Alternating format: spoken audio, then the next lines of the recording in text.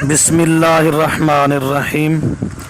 ضروری تنبیہ، آج کے بارہ میں سورج گرہن کے بارے اخبارات میں مضامین شیئر ہو چکے ہیں۔ اس کے بارے میں رسول اللہ صلی اللہ علیہ وسلم کا فرمان موجود ہے۔ جب آپ علیہ السلام کا بیٹا ابراہیم فوت ہوا تو اس موقع پر اتفاقاً سورج کو گرہن لگی۔ رسول اللہ صلی اللہ علیہ وسلم نے فرمایا، سورج کا گرہن ہونا یہ اللہ کی قدرت کی نشانیوں میں سے ایک نشانی ہے۔ نہ اس کو کسی کی زندگی سے اور نہ موت سے کوئی تعلق ہے۔ شاید لوگ یہ نہ سمجھیں کہ آپ کے بیٹے ابراہیم کی وجہ سے سورج کو گرہن لگی ہے۔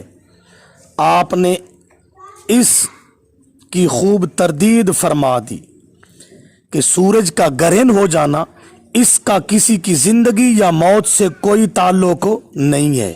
یہ اللہ اپنی قدرت کا اظہار فرماتے ہیں۔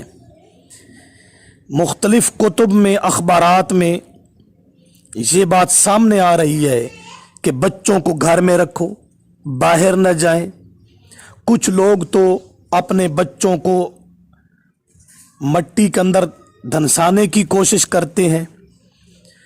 مختلف فعلیں، مختلف نظریات، مختلف عقائد بنے ہوئے ہیں، سب کفریات ہیں، توہم پرستی ہے۔ جو مسلمان ہیں اپنے محبوب علیہ السلام کا کلمہ پڑھتے ہیں، جب نبی کا فرمان آ جائے تو اس کو مان لیتے ہیں۔ اور توہم پرستی یہ یہود کی بد عادت کتب میں موجود ہے، اتباع ہوا کے پیروکار ہیں۔ لہذا بچوں کو چھپانا یا مٹی میں دھنسانا یہ سب خرافات، بکواس ہیں۔ ہمارے پیارے نبی صلی اللہ علیہ وسلم نے صاف فرما دیا کہ اس کو کسی کی موت اور زندگی سے کوئی علاقہ نہیں ہے۔ یہ رب اپنی قدرت کو دکھاتا ہے۔ اتنی بات ہے کہ 2 رکعت نماز نفل ادا کرنے چاہیے، توبہ استغفار کرنا چاہیے، جن گناہوں میں بندہ مبتلا ہے ان کو ترک کرنا چاہیے، اور نیکی کی طرف راغب ہونا چاہیے۔ اتنی سی بات ہے۔ یہ رب کی قدرت کی نشانی ہے، اس لیے توہم پرستی سے بچیے، لوگوں کو بچائیے۔ اللہ پاک ہمیں عمل کی توفیق دے۔